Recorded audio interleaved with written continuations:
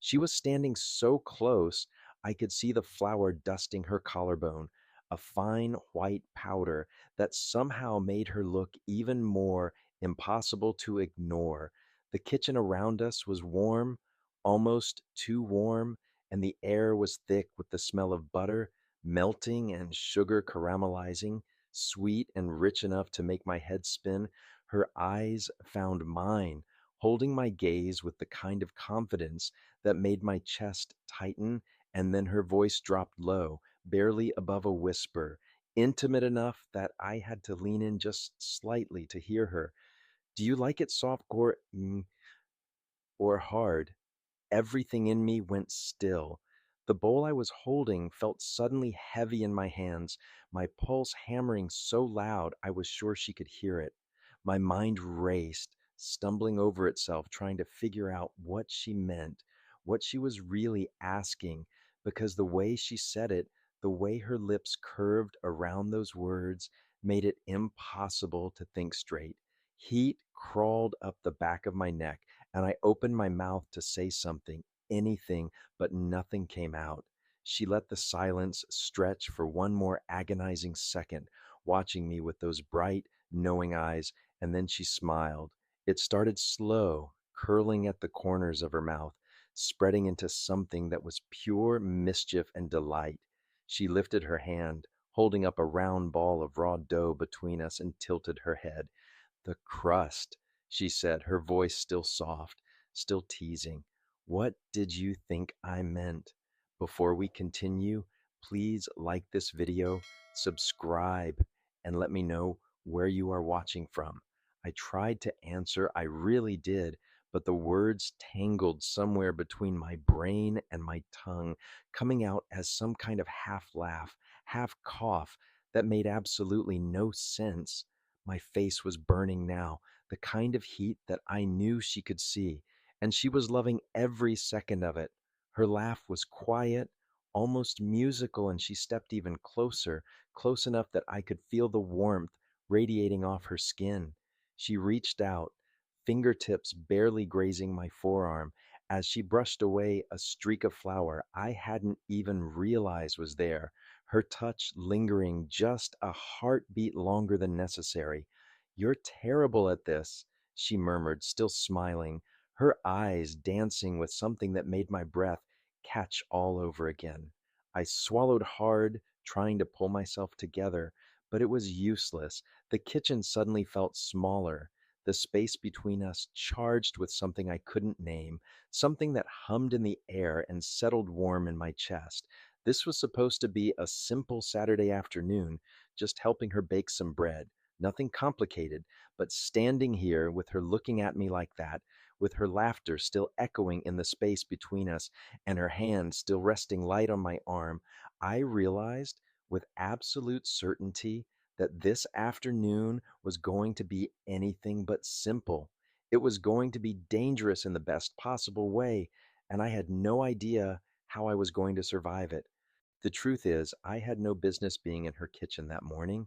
She had knocked on my door around 10, wearing an oversized sweater that slipped off one shoulder and jeans that fit her perfectly, her hair pulled back in a messy knot that somehow looked intentional.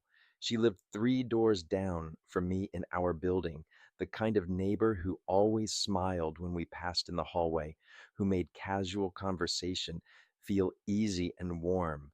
I had noticed her the day she moved in 6 months ago, noticed the way she carried herself with quiet confidence, the way her laugh seemed to fill whatever space she occupied. "I'm baking today," she had said, leaning against my doorframe with a smile that made my stomach flip. "And I need someone who has absolutely no idea what they're doing to keep me company." Interested? I should have known right then that I was in trouble, but I agreed anyway because turning her down felt impossible, and because the idea of spending a few hours in her presence was worth whatever embarrassment awaited me. Now here I was, standing at her counter with flour on my shirt and dough sticking to my fingers, completely out of my depth. She moved around the kitchen with the kind of ease that came from doing this 100 times before, measuring ingredients without looking, tossing instructions over her shoulder while I tried desperately to keep up. Everything she did seemed effortless, even with flour streaked across her cheek and dough under her nails. She had tied an apron around her waist, pale blue with tiny flowers stitched along the edges, and it should have looked domestic and innocent, but on her, it looked like something else entirely.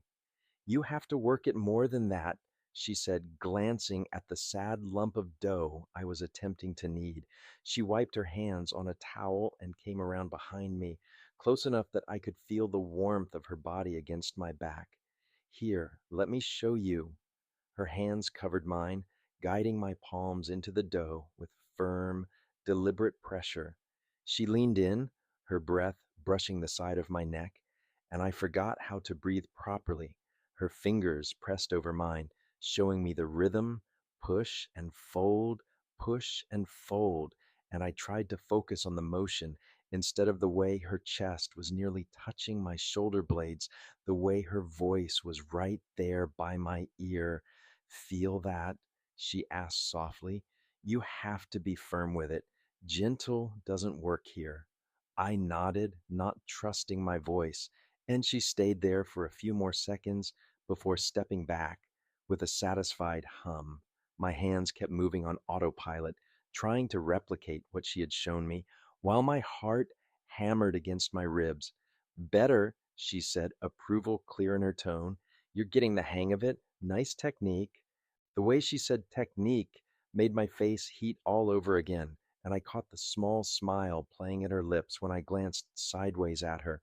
She knew exactly what she was doing, exactly how she was affecting me, and she was enjoying every second of it. We worked side by side for a while, her giving instructions while I fumbled my way through each step. She corrected me with light touches, adjusting the angle of my wrist, brushing flour off my shoulder, reaching across me to grab a measuring cup. Every point of contact felt deliberate, charged with something that made the air between us feel heavier, thicker, harder to navigate. At one point, she scooped up a tiny pinch of the dough we had been working, rolling it between her fingers before holding it up between us. "Taste this," she said, her eyes meeting mine with that same playful glint. "Tell me if it needs more salt."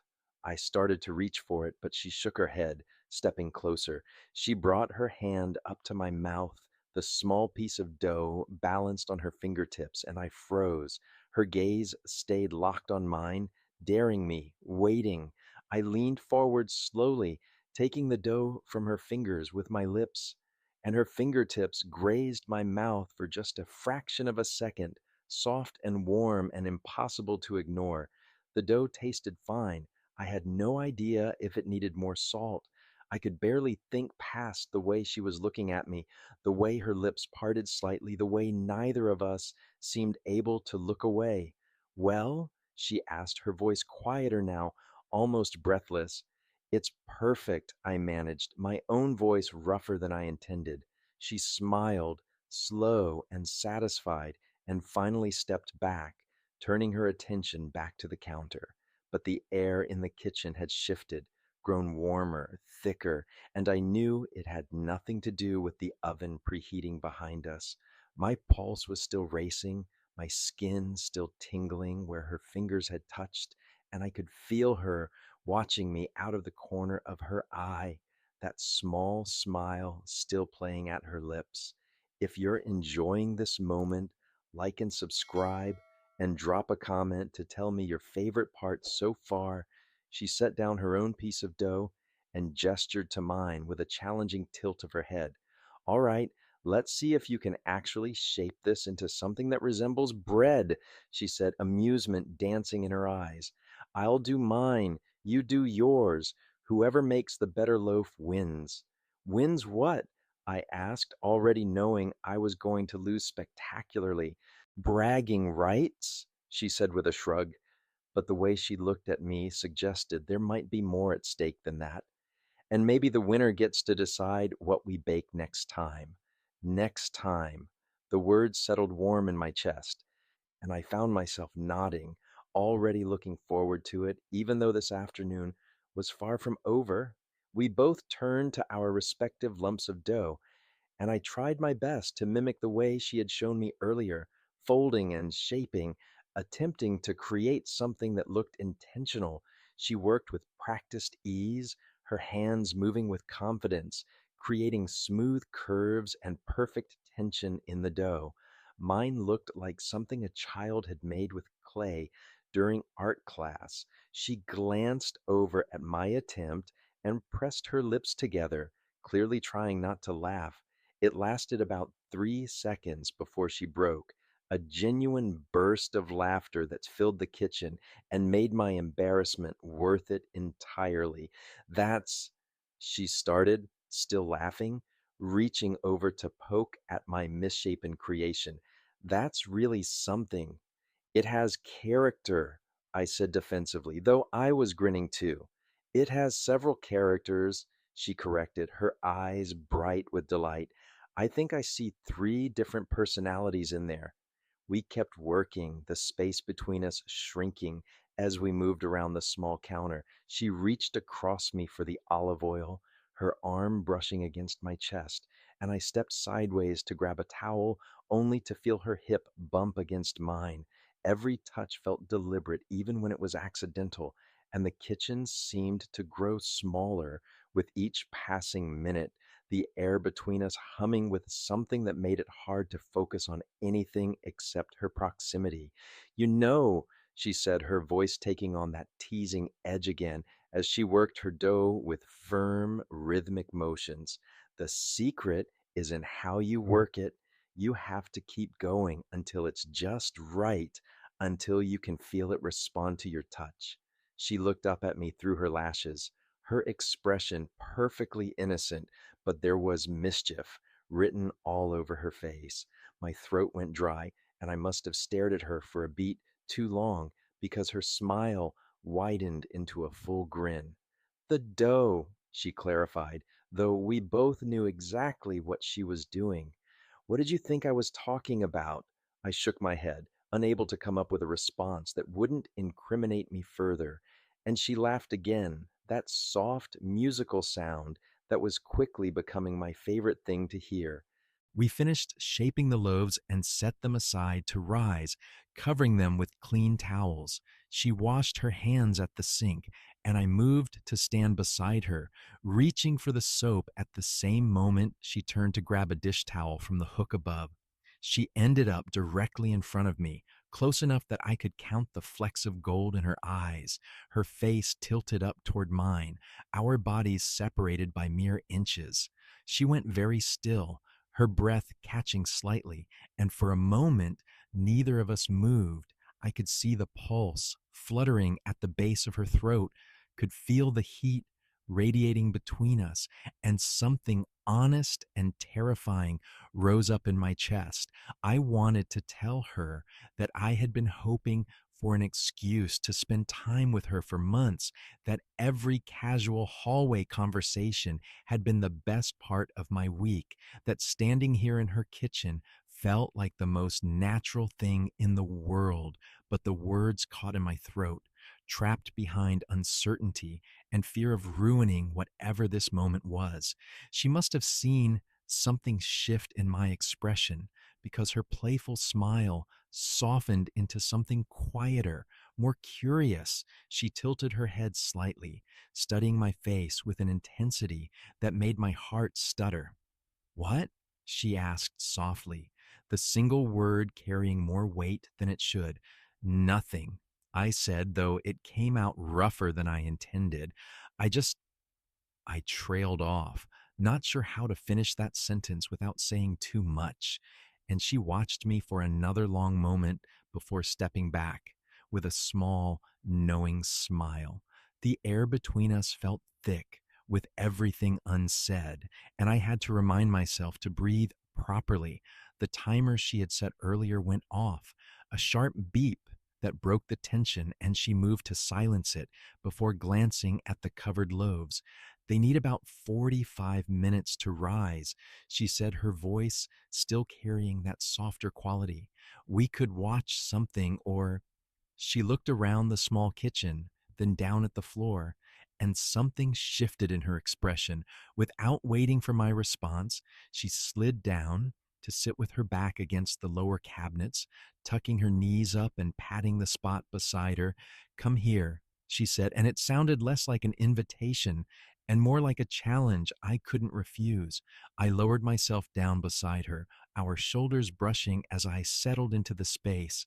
The floor was cool beneath us, a contrast to the warmth still radiating from the oven, and the kitchen looked different from down here, more intimate somehow.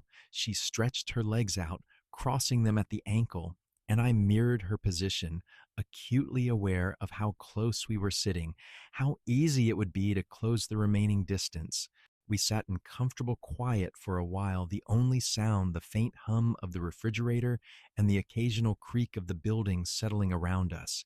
She played with the edge of her apron, fingers tracing the embroidered flowers absently, and I watched the late morning light filter through her kitchen window, casting soft shadows across the tile.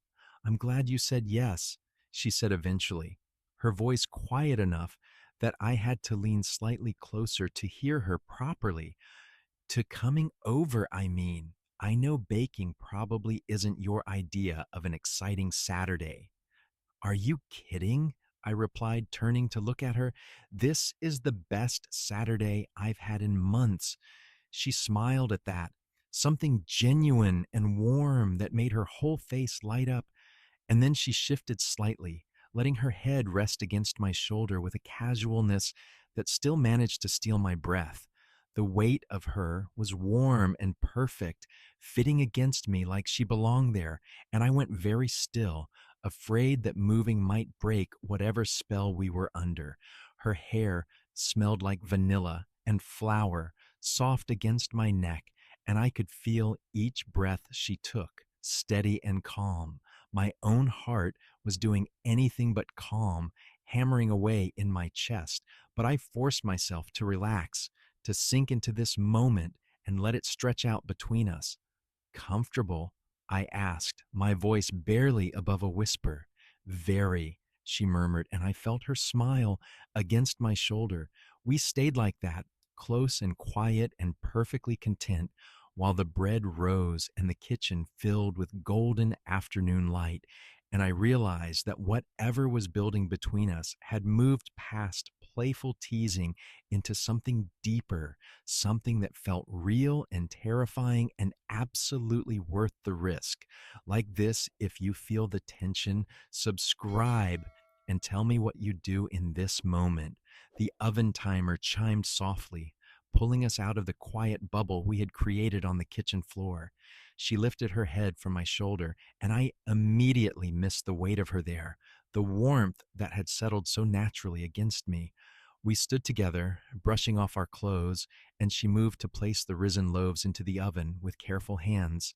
The heat that rolled out when she opened the door added to the golden quality of the light streaming through her kitchen window, turning everything soft and warm and almost dreamlike. She closed the oven door and set a new timer, then leaned back against the counter, looking at me with an expression I had not seen from her yet. The playfulness had dimmed, replaced by something quieter, more serious, and it made my chest tighten in a completely different way. "Can I tell you something?" she asked, her voice stripped of its usual teasing lilt. I nodded, not trusting myself to speak. "I've been wanting to do this for a while," she said, gesturing vaguely at the kitchen, the oven, the space between us. Not the baking exactly. I mean, yes, the baking, but more than that, I wanted an excuse to have you here, to spend time with you like this. I almost knocked on your door a dozen times before I finally worked up the nerve this morning. Her honesty hit me square in the chest, and I felt something shift and settle into place, like a piece of a puzzle I had been trying to solve for months, finally clicking home. She looked almost nervous now, tucking a loose strand of hair behind her ear, waiting for me to say something. I was hoping you would, I admitted, the words coming easier than I expected. I've been trying to figure out how to spend more time with you since the day you moved in. I just never knew how to ask without sounding like an idiot, so I kept waiting for the right moment. I guess you beat me to it. Her face softened, relief and something warmer flooding her features, and she smiled at me with none of her usual mischief, just pure, unguarded happiness. She pushed off from the counter and moved to the small kitchen table tucked against the far wall, pulling out one of the chairs and sinking into it. I followed, taking the seat across from her, and suddenly the space felt different, more intentional, like we were finally having the conversation we had both been dancing around for half a year. The afternoon light painted everything in shades of amber and gold, catching in her hair and making her eyes look impossibly bright. We sat there across from each other, and I found myself stealing glances at her when I thought she was looking away, only to catch her doing the same thing.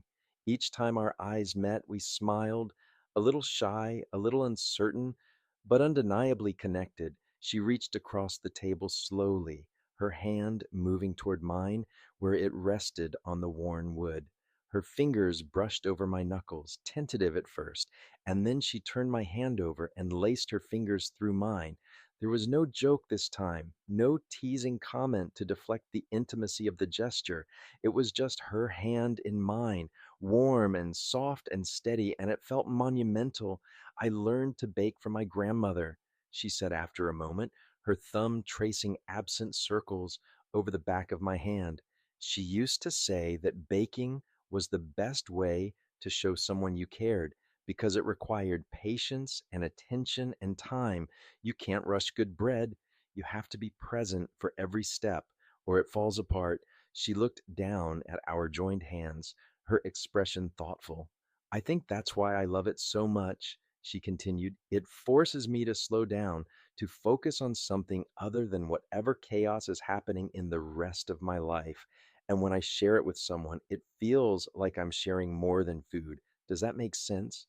It does, I said quietly, squeezing her hand gently. It makes perfect sense. She looked up at me, her eyes searching my face for something, and then she smiled, small and genuine. I noticed you before you noticed me, you know, she said, a hint of her playful tone returning. The day I moved in, you held the elevator for me even though you were clearly running late for something, and you helped me carry a box up to my apartment even though I told you I could manage. You were kind without expecting anything in return, and I remember thinking that I wanted to know you better. The confession settled between us, honest and vulnerable, and I realized that everything I had thought about her, every assumption I had made about her being confident and always in control, was only part of the story. She was genuine, thoughtful, and apparently just as nervous about all of this as I was. The teasing, the flirting, the playful challenges, they were her way of testing the waters, of seeing if I felt the same pull that she did. I'm glad you finally knocked on my door, I said, my voice rough with emotion. I was not trying to hide anymore. Me too, she whispered, and her smile was the most beautiful thing I had ever seen. We sat there at her kitchen table, hands intertwined, the smell of baking bread filling the air around us, and for the first time all afternoon, the silence between us felt completely comfortable. The attraction was still there, humming quietly beneath the surface, but it was wrapped in something softer now, something that felt like the beginning of something real. If you've ever felt this kind of connection, tap like and share your favorite moment below. The timer's soft beep broke through the comfortable quiet, and we both looked toward the oven at the same moment. The smell that had been building for the last 30 minutes intensified, rich and yeasty and absolutely perfect, the kind of scent that made my mouth water and my stomach remind me we had not eaten anything substantial all day. She squeezed my hand once before letting go. standing and moving toward the oven with an anticipation that matched my own. I followed her, standing close as she pulled open the oven door, and heat rolled out in a wave that made the kitchen feel even warmer. The loaves inside had transformed completely, risen and golden brown, their crusts gleaming under the oven light. They looked professional, beautiful, and I felt a ridiculous surge of pride, even though I had barely contributed anything useful to the process. They're perfect, she breathed, her face lit with genuine delight. She grabbed the oven mitts and carefully pulled out the first pan, setting it on the cooling rack she had prepared earlier.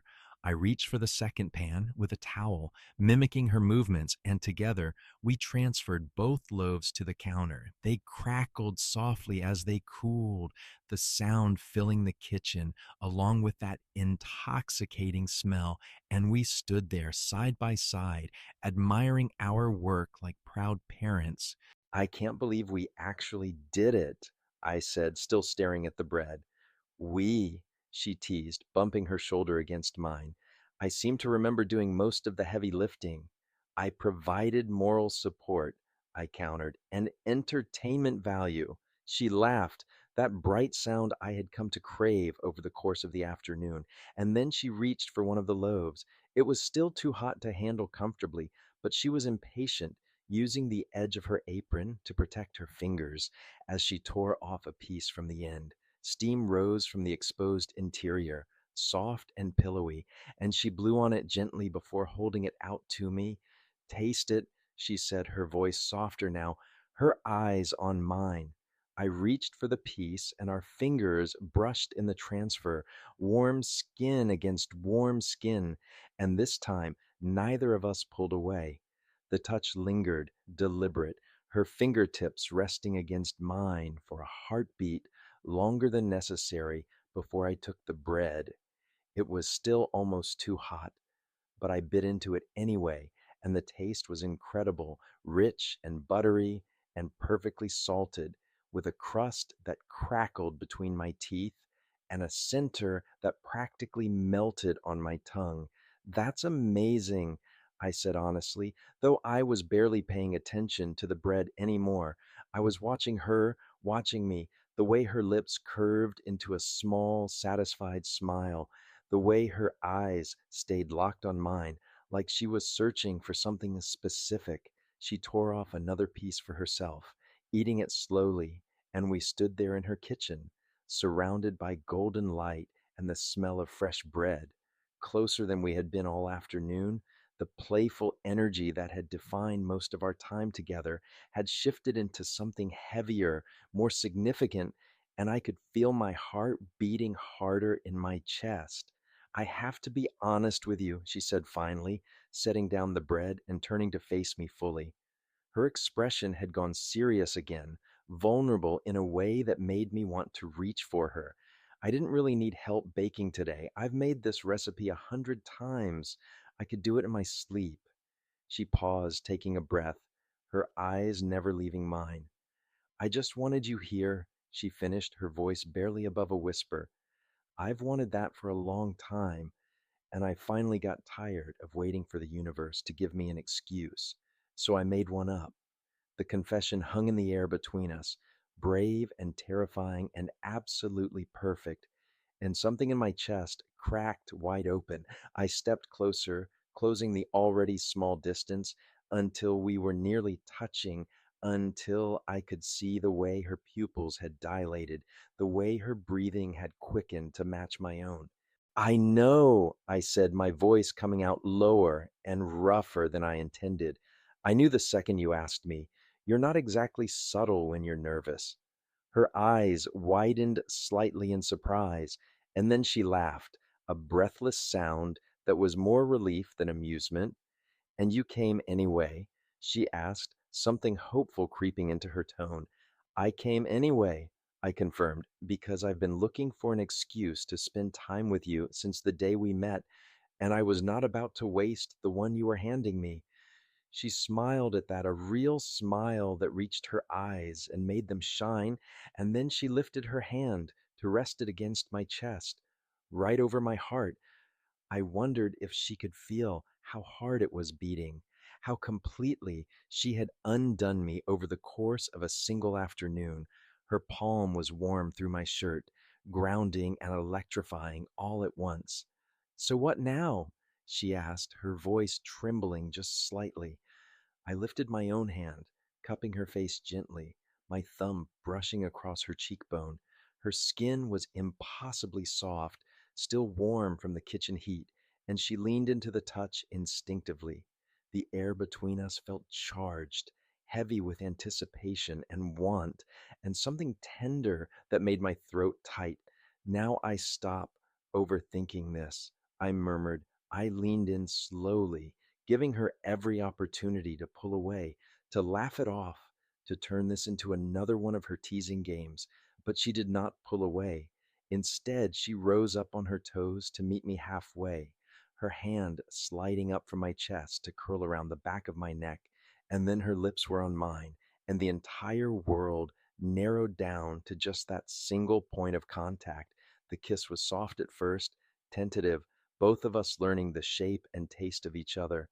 Her lips were warm and tasted faintly of butter and bread, and she made a small sound in the back of her throat that sent heat racing down my spine. I pulled her closer, my other hand finding her waist, and she pressed into me like she belonged there, her fingers threading through the hair at the nape of my neck. There was no rush, no urgency, just the slow building of something that felt inevitable and right. The kitchen around us faded into background noise, the hum of the refrigerator, the faint ticking of the cooling bread, the golden afternoon light streaming through the window, all of it dissolving until there was nothing but her warmth against me, and the taste of her mouth, and the feeling of finally getting to hold her the way I had wanted to for months. When we finally pulled back, it was only far enough to breathe, our foreheads resting together, her breath mingling with mine in the small space between us.